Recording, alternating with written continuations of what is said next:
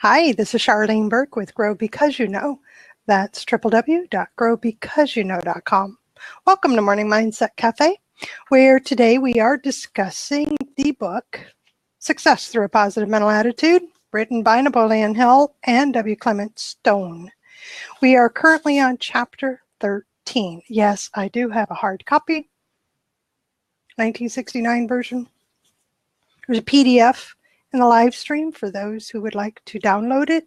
Let me know if you have issues downloading it. If you do, it's not a problem. I'll change the settings so you can get it. Oh, so I don't know what page you're on. What I do know is that we're on chapter 13, and specifically for Morning Mindset Cafe, we will be talking about no money. Business is about using other people's money. Now remember, we're talking about business now. We're not talking about, we're talking about business for the moment. We'll put it that way. This can be taken further into projects and causes and crowdfunding, because today we have those options, don't we? In the PDF, you're on page 210. Thank you, Laura. So we're told at the very beginning of this chapter, business, it's quite simple. It's other people's money. And it really is that simple. It really is.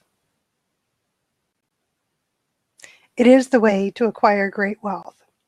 We're given examples. Benjamin Franklin did it. William Nickerson did it. Conrad Hilton did it. Henry J. Kaiser did it. And if you are wealthy, the chances are you did it too. If you're not wealthy, learn to read what is unwritten. In fact, rich or poor, read what is unwritten into every platitude, axiom, or self-motivator. The basic unwritten, here's the unwritten premise in use other people's money, is this: that you will operate on the highest ethical standards of integrity, honor, honesty, loyalty, consent, and the golden rule, and apply these in your business relationships. Let me reread that. The unwritten premise in use other people's money is that you will operate on the highest ethical standards of integrity, honor, honesty, loyalty, consent, and the golden rule, and apply these in your business relationships. The dishonest man is not entitled to credit. The self-motivator, use other people's money, implies repayment in full as agreed with an advantageous consideration or profit to those whose money is used. Credit and the use of other people's money are one and the same thing. It is the lack of a satisfactory credit system within a country that keeps backwards nations back. Whereas it's the credit system as practiced in the United States that has developed such great wealth and progress in this nation, it has been singularly American. Now the person, corporation, or nation that does not have credit or does not use it for expansion and progress, if they do have it, is missing an important number in the combination for success. Therefore, take the advice of a wise and successful businessman, Benjamin Franklin. Advice to a Young Tradesman, written in 1748 by Franklin, discusses the use of other people's money as follows. Remember that money is of the prolific, generating nature. Money can beget money, and its offspring can beget more. Remember that 6 pounds a year is but a grow today. For this little sum, which may be daily wasted either in time or expense unperceived, a man of credit may, on his own security, have the constant possession and use of 100 pounds. All right, so this statement is a symbol of an idea. His advice then is just as good today. You can start with a few cents and have constant possession of $500 by employing it.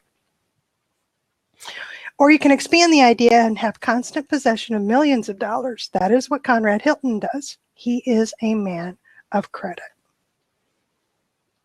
All right. Were you ready to talk about money today? Anybody have any thoughts to this point or questions about what we're talking about here? Concerns? Head scratches?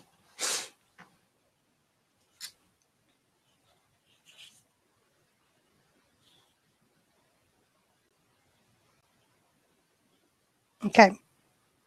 So remember, we're talking about the 1960s.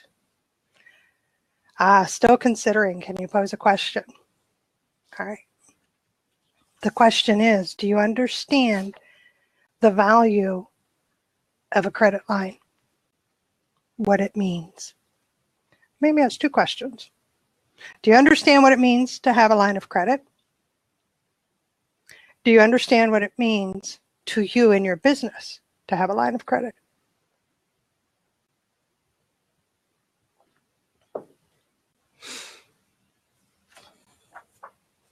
Leverage. Beautifully said. Beautifully said. That's a good beginning. And as you know, I'm going to want more details, right?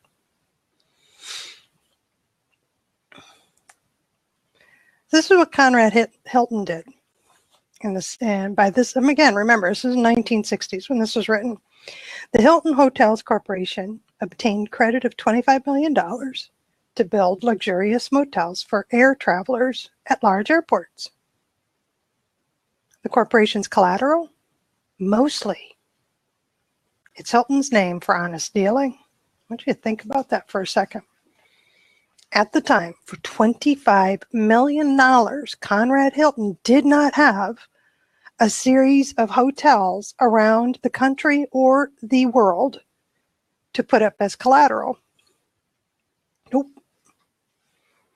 What did he have? He had a reputation for honest dealings. And honesty is one thing for which a satisfactory substitute has never been found. It's something which reaches deeper into a human being than most traits of personality. Honesty, or the lack of it, writes itself indelibly into every word one speaks, into every thought and deed, and often reflects itself in one's face, so that the most casual observer can sense the quality of sincerity immediately. Why we like blab?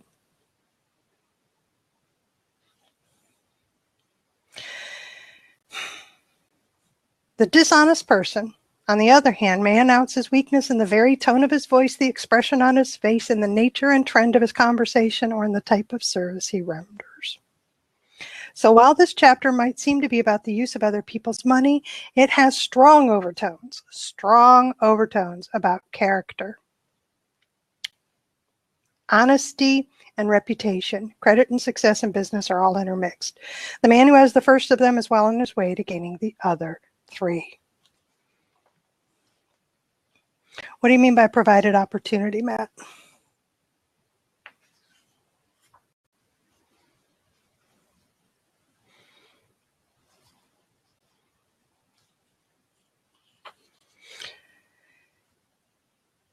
So here we have a story of another man, William Nickerson, another man of credit and reputation, who found this: money can beget money, and its offspring can beget more, and so on. He tells about it in his book. The title tells what he did. The book tells how he did it.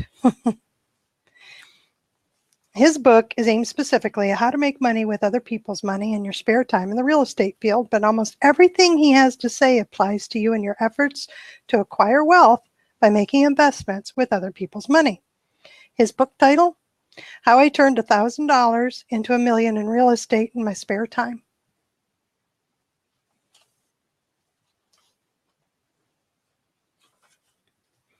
Show me a millionaire, he says, and I'll show you almost invariably a heavy borrower.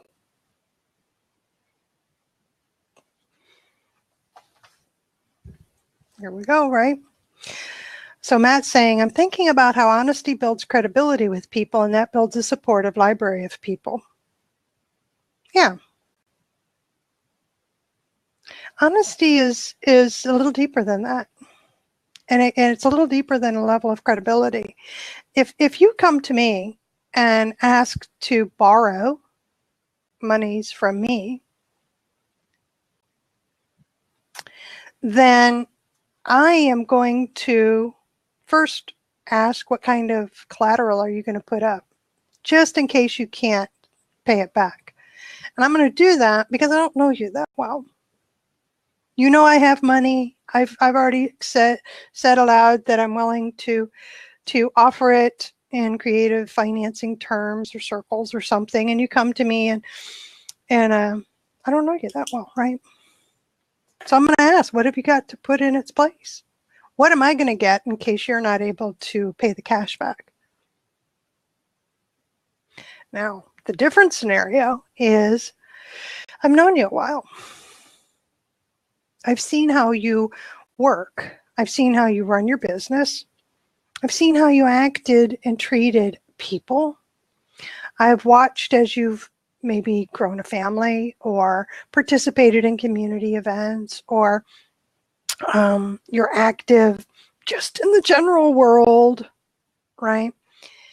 And I've got a sense of your character, and you come to me, and I'm inclined to loan it to you on a handshake, meaning that I don't need the collateral. It's okay. I trust you. It's big. It's really big. It's huge. There's a difference, right?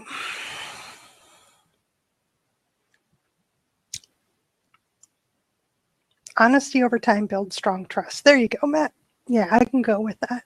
I can go with credibility. I think it's the behavior that's the credibility, right? The consistency in behavior, which ties into all of this. We're talking about strength of character determines the strength of your credit rating. It's really what we're talking about, isn't it? And it's not just the credit rating with the banker, although the banker should be your friend. If you are in business, the banker should be your friend.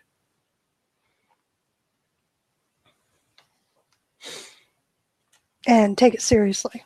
Now, my own experience is such that the banker was my friend, and then the banker was changed. my banker, small town, but new faces. But having said that, when I first moved to this area, I opened up my account, and I knew the value of having a banker as a friend. And what that meant was that, you know, we don't go out to eat dinner. That wasn't the intention. I introduced myself. I explained I was new in town, was just opening up an account.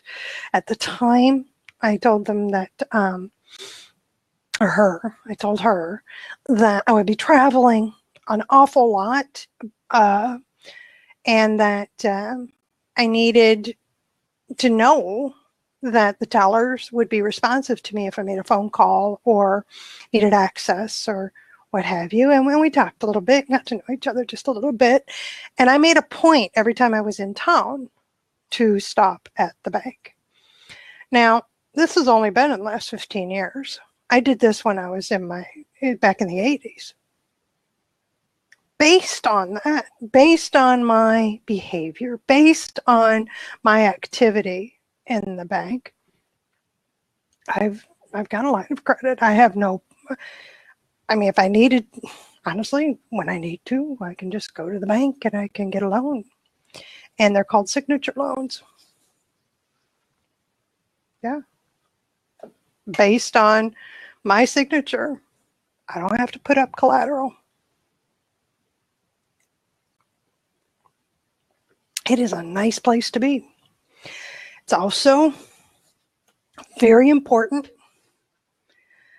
that when you're in this position, and it says so right in the book, so I get it, you take that responsibility very seriously. Very seriously. You don't do anything to jeopardize this relationship. Because if you do, there goes your line of credit. There goes your credibility. There goes the trust factor, right? Now, Laura's saying, doesn't this depend on the bank's policy? It does.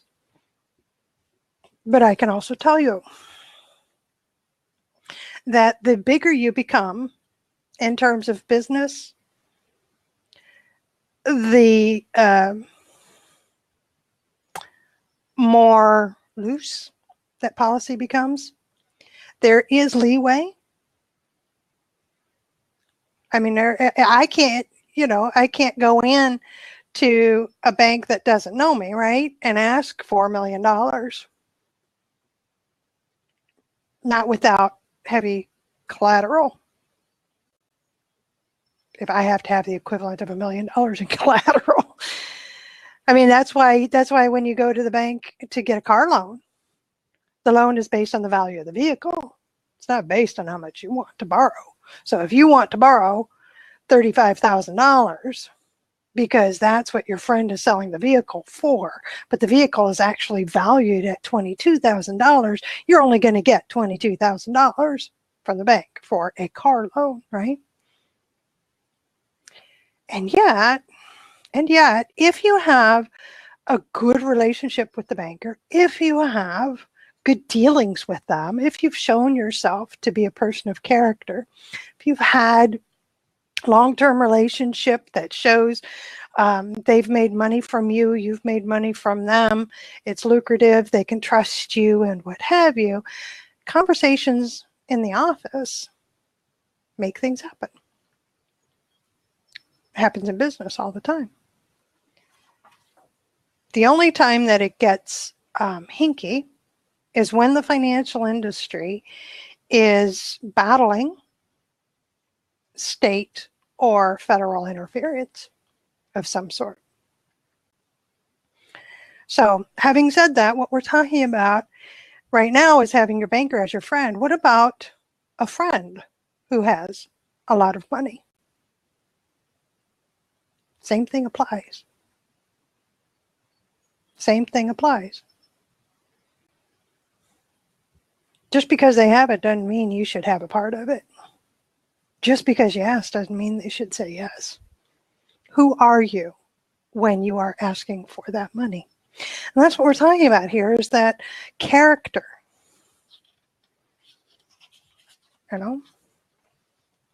If you open a brick and mortar business today, be it a boutique, a salon, spa, you decide to purchase a franchise. So you've got a fast food restaurant. You're going to need a loan from the bank. Now, you may be able to put down $25,000 to $250,000 of your own money into it. But rarely do people do that. Why would you? Why would you? Here's the thing, is that you don't always use your own money. That's what we're talking about, using other people's money. You go to the bank or you raise the funds through investors, right? Yes, you're going to have some of yours in there, but not all of yours. Doesn't need to be. If it's a profitable business, cash flow. It's a profitable business. The bank makes money, you make money, and it keeps growing. The bank wants to loan you more money because you are going to be able to make them more money. It's part of how the business world works. Now, the value in this, here's the value in this. I can introduce you to small business owners in my area that made it through the recession. Combination of reasons, but on the financial side, when the going got really tough, in order for them to make payroll, they could go to the bank and float a loan. So, call the banker and say, listen, I need $75,000 this month to cover payroll. This is my receivables coming in. We've been in business together for 15, 20 years, even longer in some cases, right? What can you do for me? And I know, I can show you big corporations. That's how they work. corporations don't always go to their own bank accounts. I can show you, I've seen books. There's also, businesses run this way. Constant floating a loan for payroll, even though they have the cash. That's their backup. The cash is the backup. Some companies run so that they're constantly rotating payroll monies and other monies, inventory monies and others from the bank. Combination of reasons helps develop that relationship. Helps to show that they are people of character, that the person that's representing the company this is a valuable relationship. But it's taken very seriously. Yes, it builds that line of credit with that specific bank or that company, the finance company, or the other business, or the person that you know. Same thing applies. Take it very seriously. Your name is attached. And yes, Catherine, it's a history of credit for future connections. There's the reputation. The reputation precedes you in terms of people talking about you, but also in terms of what's on paper. Today we have the internet that is all about reputation. You can just look up my name and you're going to find me in all kinds of places, right? So I have that reputation, which is very much the same thing as what we had before the internet. Make a few phone calls, get some data from a bank, from finance companies, have them faxed to you. That's it.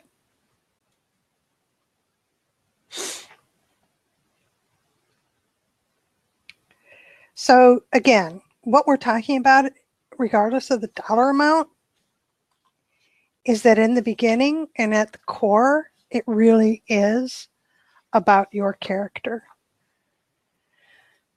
All right, so using other people's money to acquire wealth.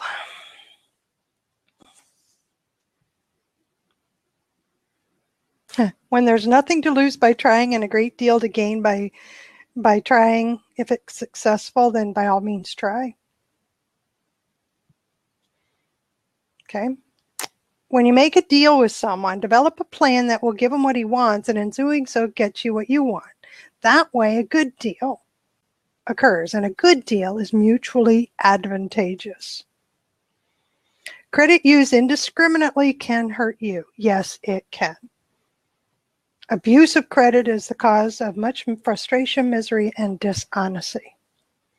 Unlock the combination to success. You must know all the necessary numbers. One missing number keeps you from achieving your goal. And you too can find the missing number and unlock the door for riches yourself. That's at the very end of the chapter. So, quick, we're going to take a look at a story and then jump on in. Anybody jump on in? All right, the value of using other people's money.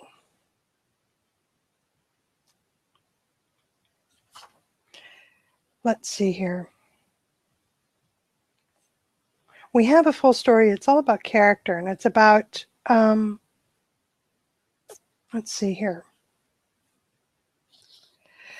Young sales manager who is making more than $35,000 a year wrote this. I have a feeling, the type of feeling one would have if he were standing in front of a safe which held all the wealth, happiness, and success in the world, and he had all the numbers to the combination except one, just one number. If he had it, he could open the door. Often the difference between poverty and wealth lies in the employment of all principles in a formula but one. That one missing number can make all the difference in the world. Leonard Lavin, in his own business, like any man who starts from the bottom, was faced with problems. Of course, that's good, right? We learned earlier, that's a problem, that's good. It's good because he had to study, think, plan, and work hard before he found a solution to each problem. Bernice, his wife, and he formed a perfect mastermind alliance. They worked together in perfect harmony, manufactured one cosmetic item, and acted as distributors for other companies. But they lacked working capital, so they were forced to do all the work themselves. As their business grew, Bernice became an expert in office management and purchasing and an excellent administrator. Leonard became a successful sales manager and efficient production manager. When the business grew, they were wise enough to employ the lawyer, the kind that gets things done, and then they also benefited from an expert in accounting and taxes. The way to make a fortune is to manufacture or sell a product or service that repeats, and they did both. Month by month, their sales moved forward as Leonard aggressively sought to break each previous sales record and became known in the industry as a man who knew his business. To many, he became known as a man who learned to go the extra mile. Going the extra mile in 2 instances completely changed the course of his career for the better. In one instance, his banker introduced him to 3 of the bank's clients who had made an investment in another cosmetic company. They needed expert advice from someone with good common sense, and Leonard took the time to help them. He went the extra mile in doing a good turn for a buyer in a drugstore in Los Angeles. And then one day, the buyer showed his appreciation by informing Leonard that the firm manufacturing VO5 might be for sale. He got excited. He acted on the self-starter, do it now. Normally, in a transaction of this type where the buyer and seller don't know each other, it takes weeks and sometimes months to negotiate. A pleasing personality, good common sense on the part of the buyer or seller often eliminates unnecessary delays. Because of his pleasing personality and his good common sense, the owner agreed to sell the company for $400,000 that night. All right, here's the problem. He'd been doing well. Leonard's company had been growing, making lots of sales. He didn't have that cash. Where was he going to get $400,000? In his hotel room, he realized he had all of the combinations to real wealth but one, money. So the next morning, he had a flash of inspiration, and he reacted to the self-starter, do it now. Made a long-distance call to one of the 3 men to whom he was introduced to by his banker, one of those 3 that had invested in cosmetic companies. He had helped them. Perhaps they could give him the right advice. They knew more about financing than he did.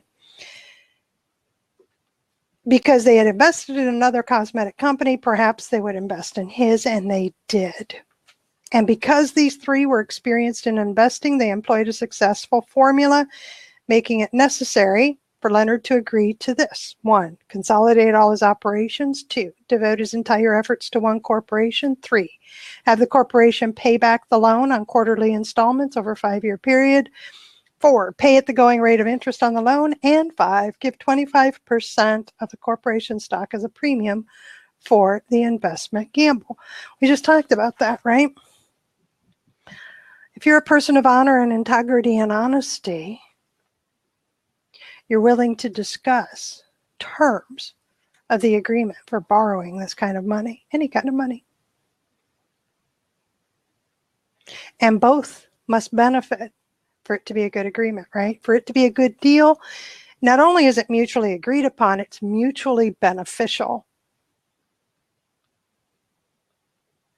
So Leonard agreed to this. They saw value in what he was doing, so they borrowed that money from their own banks. Did you see that? They didn't go into their bank accounts and just write him a check. They borrowed money from their banks. So now Leonard and Bernice had the money that they needed. It wasn't long before VO5 was being used in every part of the United States and some foreign countries. I know the logo. Many in my age group know the logo well.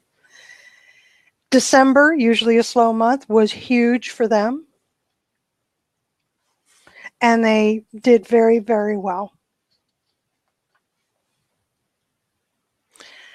So here's the combination for success for Leonard. 1, a product or a service that repeats.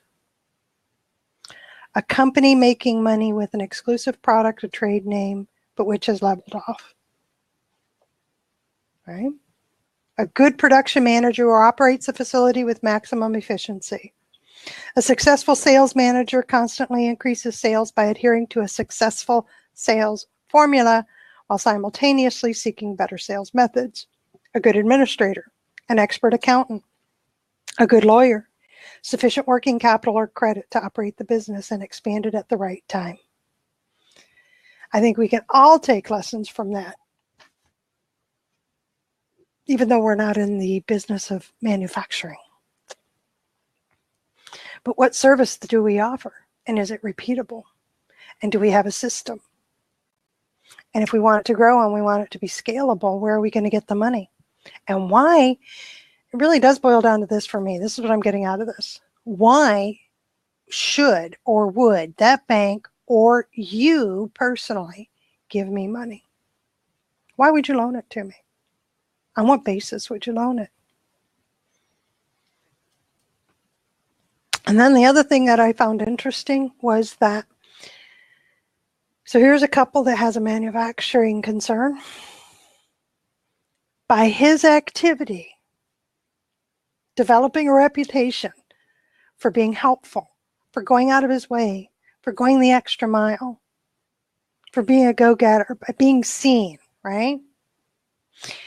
He was introduced to 3 investors.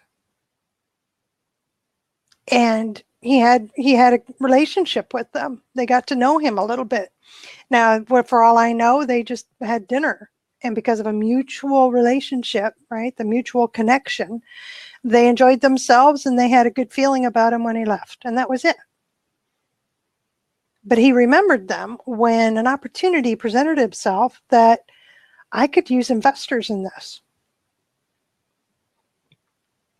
So the investors come on board, and what did they do? They borrowed money from their bank.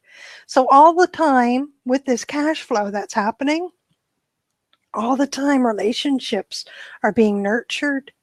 Mutual agreements are being good for both, right? Are exceeding expectations in some, are meeting expectations. And that's how it flows. That's what I'm seeing. Anybody see anything different? Come on in and tell me.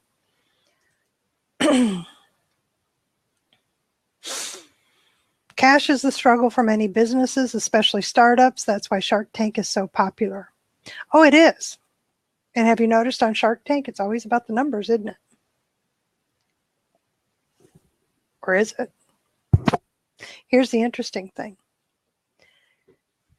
So on a show like Shark Tank, every contestant or participant, whatever you want to call it, that goes there has been vetted. And they've been asked to be a part of the show for a reason. And in the meantime, the sharks aren't ignorant of everything that comes in front of them. This isn't the first time that they've heard the name of the company or have seen anything of the contestant. They've done their own little bit of research. Now, having said that, you'll often hear Barbara Corcoran say, I'm buying into this because of you. And if you listen carefully, this is what you'll hear her say and why she's buying into the person. And it's because their work ethic, their creativity, what they were able to do to this point.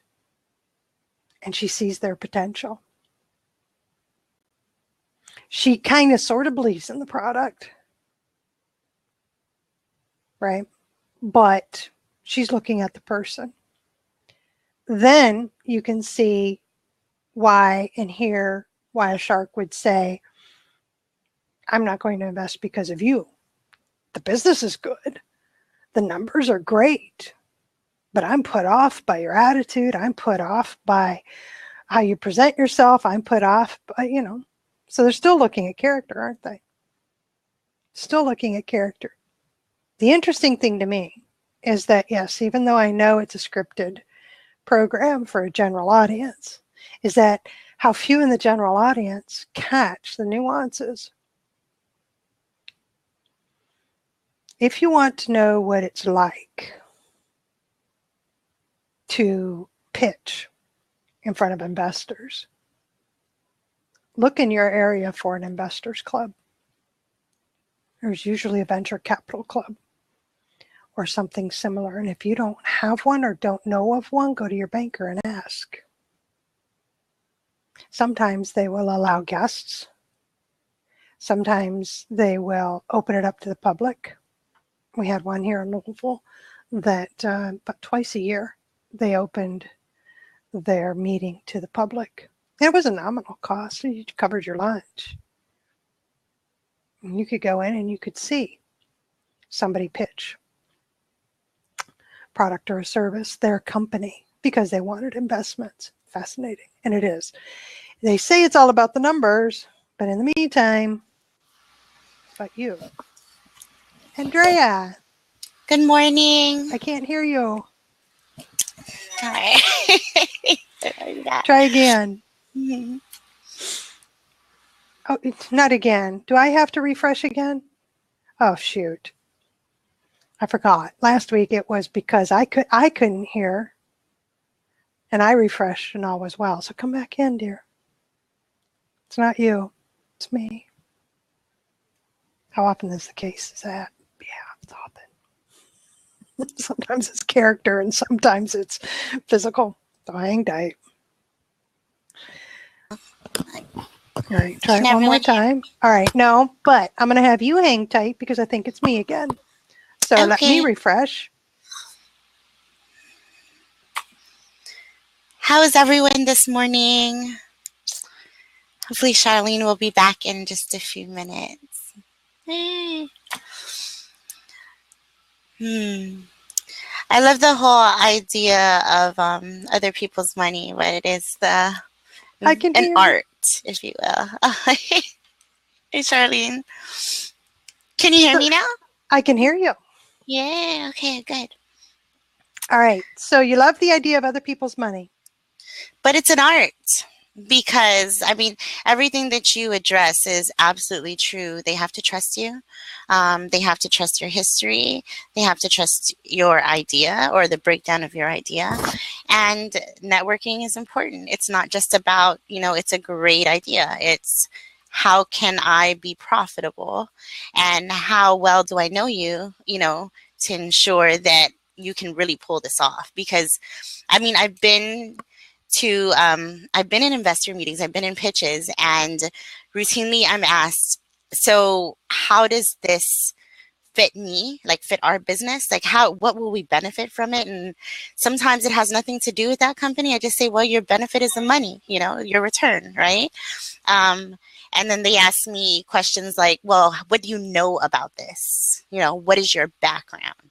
And I think there's a greater level of confidence when they can see that you are actually a part of that business or that industry, as opposed to just someone saying, oh, this is a cool idea, let's make money off of it. You know what I mean? So. Yes, all of that comes into play. Mm-hmm. I thought you would have experience in hearing the pitches or participating in them. Yeah, if you take the time to do all this stuff beforehand, it's still a little nerve-wracking, but it's more of an exciting thing. But you already know, for me, I'm the type of person, if I know what I'm talking about, it's easy, you know. And so, I mean, that's how I take it on. I know what I'm talking about. It's no problem. They can ask me whatever they want. It doesn't matter, Exactly. And there's the honesty, right? Comes into play. It does. It does. And that can be checked. It's so easily checked today. It really is. We are such a connected society that I don't have to know, Andrea, I don't have to know you really, really well in order to contact you to say, Cindy says that she's connected to you. And she's asking me for this. So what do you think? Do you know her? What do you think of her? Right? Or, checking those references without them being official references now. Yeah. Happens all the time. Happens all the time. A Now, form of another way, validation. yes, Okay. a form of validation. Another way that I'm going to throw this out to people in case they're thinking, yeah, well, if I'm not going to be, I'm not intending to scale enough that I'm going to want $1 million as to float a loan. I might have a payroll of 25,000 a month, a small, like very small payroll, but I might have that at the top, but I don't see how this other people's money really Applies. applies to anything else. So I'm going to throw this out. I am doing an event Mm-hmm. in the Tampa St. Pete area in the spring of 2017. I'm getting sponsors. Okay. I'm getting sponsors for this event. Yes. All right.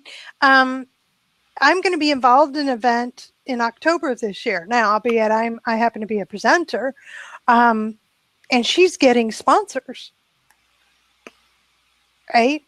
And that's how you make an event profitable. Mm-hmm. I mean, if I could get sponsors, it lowers the price, but it doesn't mean that I'm not going to make money from the people that purchase the tickets or that come to the event, right? So you still, same thing applies. Why is somebody going to give you money? Why? I mean, Why should they? even a sponsor doesn't necessarily have to be someone who fronts you the money. They can be another revenue stream.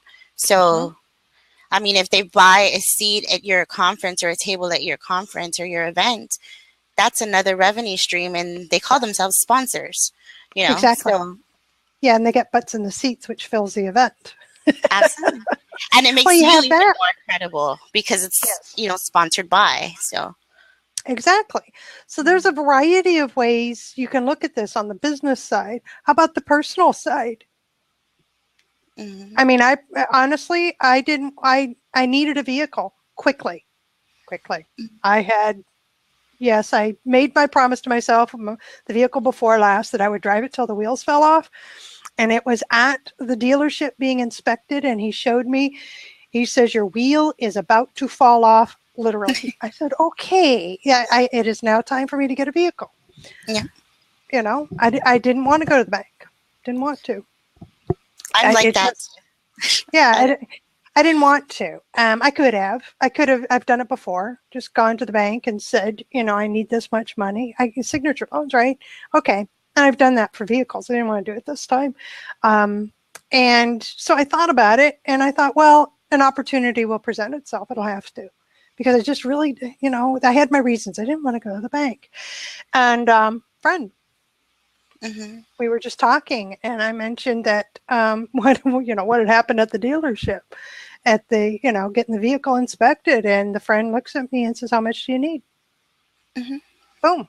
I I said, love. "I need this much." I said, "Okay," and we had an agreement. I've met the agreement, and the relationship is solid, and I am as trustworthy as can be. Now, of course, in the back of my head, I'm thinking, if I ever need that again, this is somebody I can go to. But that's how I think, is if I ever need this again, I Mm, know people, and these are the people that are the dishonest people, the ones that don't have quick and easy access to cash, are the ones that saying, "Oh, you are now on my list to tap." And that's how they talk. You can see, we yeah. were talking about the character when we were talking about, it comes through in your attitude, it comes through in your voice, in your face. I've seen on Blab people like, "Are you kidding me? I wouldn't give you $10. You have I think. absolutely you're going to take off, eat some candy, get yourself fat, and I'm going to be $10 Mhm. shy. Move on." No, you're slimy. No, you're really, that's all people are to you, is so you can tap, because I've heard this, you can tap them for cash. Yeah, Is there a reason why you're churning through friends? Could be. I agree. I mean, I like what it says. Could also be a bad idea by lending funds to someone you know. I It can think. be. It's always Mm, a risk. I think we have to make sure that we're separating, or if you're the investor, that you're separating, um, you know, your obligation towards the people that you love and care about to the obligation toward for your assets. I Yeah. mean, you know, that's just responsible. But also, if you know these people, and you know their history and their character, as Charlene was saying, then you know the likelihood of what they're going to return to you, and when it's time for you to take There away that is. house. So here's another Mm-hmm. point is communication. Yeah. It is communication, because if there's an agreement set up and you can't meet your obligation or you're part of the agreement, the first thing you do is to contact Mm-hmm. the bank or the individual or wherever you're getting the investment from. That's the first thing you do. Because the minute you don't, then you go into an avoidance mode, and that comes through to the lender. That comes through because you're all of a sudden they don't hear from you, they don't see anything from you.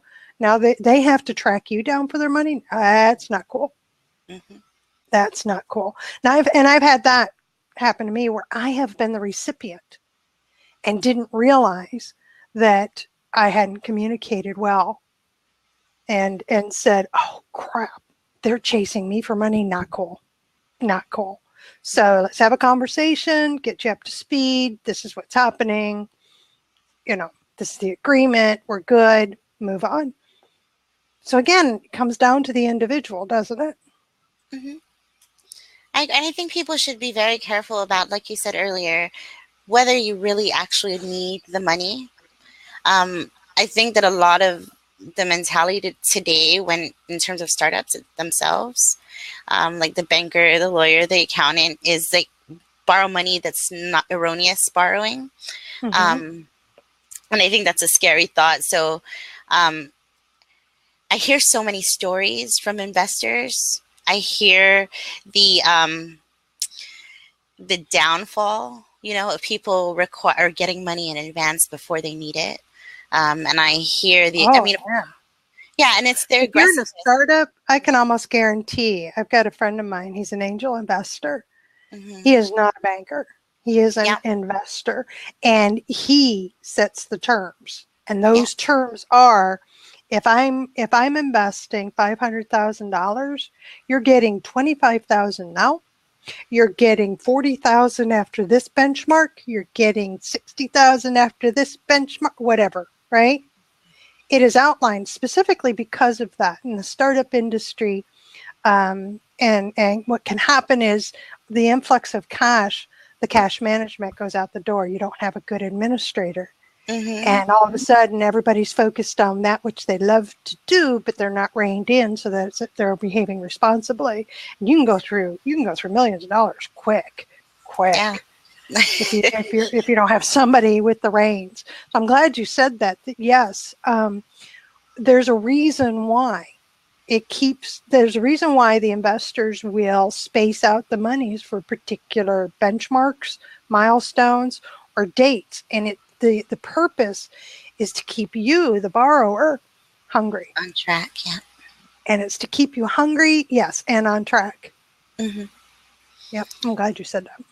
Yeah, it's something most people, I think a lot of businesses or startups, especially startups, that the new startup mentality is everyone's approaching the way or the best medium to get funded, when in actuality, you probably just work your job, or, get a side hustle on and bootstrap your startup. Like, you don't really need the investment Sometimes for pre-revenue. Like, you that's really true. times. You can bootstrap it, and then there comes a time. Now we're coming up to the point, because we talked about that, and that's a story. Lavins, Bernice and Leonard, and they're with Yeah. the cosmetic company. They brought it to a point where there was an opportunity to grow more quickly. Then you can, in a startup mode and in small mode, is you bring it to a point where you've proven to yourself that it's a viable business. Hmm. And now it's no longer really startup as much as I need to take it to a next level. In order for me to service the marketplace, to solve more problems, I need this influx of cash in order to do this. So it becomes the bridge capital. It's not There you go. necessarily the seed funding. It becomes the bridge capital. So Yes. Yes. And that is an entirely different ball of wax. But it's still, still other people's money. that's it. Yeah. Still other people's money. Yeah. It's, I mean, how many property investment people do you know? And then, I know quite a few. Me too. It's, I don't know, I can't tell you how many times I've heard, the call. Listen, I need to float a 90-day. Mm-hmm. That's all I need. I need 90 day. I need 60,000. I need 147,000. I need 600,000. Well, I've never heard the 600,000. Sorry, but I've heard this is Guam. But yeah. Where they're saying, but it's only a short. It's very short term window. It's to do it. Those who flip houses will do it. Why? You borrow that money so that you go into the house that needs fixing up. The money is the working capital, not only just to purchase the property, but now to pay for the contractors to come in to make it what it needs to be so that it increases in value. You sell it, you flip it quick, you pay back everything that was borrowed, everything, and whatever interest or agreement was made. If you can pay it back early, you do, and you pay the agreed amount, and then the cost of borrowing, and then what's left over is yours. Mm-hmm. So that's the advantage of other people's money, is that leverage that we were speaking of, or that I mentioned earlier, is that many other investors or other private regular people who just have boatloads of money sitting in their bank account, they are liquid. And when you have people who are liquid, so it's part of the reason why. Now, another example that just came through my head is somebody owned commercial property. So they owned multi-family housing, apartment complex of 60 some odd units. Purchased the property, had their own cash for down payment, but borrowed the rest. Mm-hmm. Immediately instituted a rent increase. And it was a minor rent increase. It was less than 10%. But that less than 10% showed on paper that the value of the property now, because of the capital coming through, instantaneously increased over 50%. So they went in, they did a minor rent increase. Now the receivables are looking even better. Was able to take that, and now I'm going to get to your leverage, which is why I'm even doing this. You said at the beginning, leverage. So now they have this paperwork that says, I own this piece of property. I have it at 90% capacity. I've increased the rent to this. Here, I need more money because I want to buy that piece of property. So now the collateral is the first piece of property. And that's how some build their wealth. It's great to find property values with instant equity, or a way to, like that you said, increase the equity in a very short period of time. Yes. Subscriptions equal leverage. Yes, there you go. Yes. So if you are an online business, if you sell something on a monthly basis, if you have a membership site, absolutely that. There's some people that have an email list that has a response rate and a conversion rate that's incredible, because they have done it on purpose, built it with purpose in order to sell it. And you can sell a membership site, right? Or you can borrow against it in order to, but again, you have the proof, right? And then you have the character that you are bringing to the table. Even traditional brick and mortar businesses, you can shorten your inventory cycle by just having a list. And a lot of sometimes we think so big with a list, and you have to have a blog and you have to sell an information product. But if you just sell speakers, in a small office, and it's in high demand, having a list and being able to immediately say, I have new inventory, shortens your cycle dramatically if you have loyal customers. So that's it. So we have 2 comments and a question. The question is, do I look at sponsors and investors as different terms? Yes. Mhm. What I was doing there by combining the two in this conversation was that you're still using other people's money as a sponsor. The reason why they're giving you money is what makes them a sponsor versus an investor. The investor is coming in with expectation of profit. They're coming in with the expectation that I'm giving you this money and I'm going to have more when we're done. The sponsor is coming in with a variety of other issues. Primarily, it's exposure. It's the ability to speak directly to their target market. It is opportunity, possibly, to speak to their target market, to actually sell them.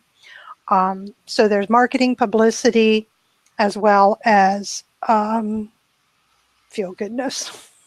But that's the benefits, right? The benefits are what are different between an investor and a sponsor. So Mr. Garcia says UFC just sold for $4 billion. I highly doubt it's for the fights. Agreed. I highly doubt it's for the fights. That's a good one. Love it. Yes. Yes, exactly. And by the way, isn't the story behind how UFC actually started and became profitable a very interesting story? Just saying. It was a big struggle. Well, it didn't sell for $4 billion because of the story either, though. Yeah. Right. True. Yeah. Oh, this is interesting. Donna's asking Charlene, since your event is being sponsored, what's your best advice on the right approach when you're an event organizer seeking the right sponsor for your event, such as a large outdoor music festival? Well, okay, Donna, how much more specific can you get? So for any event, the first thing is the person I need to go after for a sponsor is the one that sells a product or service to the target market that happens to be my attendees, right? So if their target market matches, if their current customer base matches who I'm going to be having at my event, they're the one that I need to go in front of. When it comes to sponsors for an event, such as the one I'm going to be a part of in October here, it's very small. The sponsors are those that are interested in being in front of small business owners. They have services and products that are beneficial to small business owners. There's levels of sponsorship that provides them with an opportunity to buy a table and give a seat, right? Buy a table and you can give a seat to your customer base. You can be a keynote, or you can have, no, she didn't have it as a keynote. The sponsor has speaking opportunity so that if you want a representative of the company speaking to the group in this capacity, what the event is like, then do so. You have different benefits associated with dollar amounts. So you would do the same thing on a music event. You would do the same thing on a festival. Who is it who's your target market? Now, same thing applies. So I don't care if the target market, if the festival is like my kind, which is the orchestra with an outdoor orchestra concert, which I love, or if it's 60s based music and local bands, right? Or if it's indie music, whatever it is, you're going to have a specific target market to sell those tickets to. So you look for, well, who is already selling to that market? And those are the ones that you start identifying as prospects to be sponsors. But you outline a sponsor package is what it is. And it outlines the benefits of why you want to give me money. But it also includes, who are you? Can they trust you? Have you done previous events? Have you done anything that they can see where your character is such that they're going to trust you enough to take the package seriously? So all of that comes into play. It often helps to find someone who has a reputation already in that existing industry if you do not have one there. So I think that's a because I've dealt with that in the past. Reputability, especially when you're pitching bigger businesses, just as Mr. Garcia said, sponsors love to support brands, but before they love to support you, they have to know that you can execute. And Yeah. if you don't have that reputation already, you find someone who does, to be your figurehead. So there you go. So we're at the top of the hour. I'd like to close out the recording and then continue this because I can share a few things. Thank you so much for joining me in the live stream, Andrea. Always good to have you here. Thank you for those in the comment section. Excellent contributions to the chat. Thank you for watching the replay. Hey, glad you stuck with us this long. This is Charlene Burke with Grow Because You Know. That's www.growbecauseyouknow.com. Let's move forward with the day on purpose, with purpose, to grow our hearts, grow our minds, and grow our businesses. Until next time, have a great day.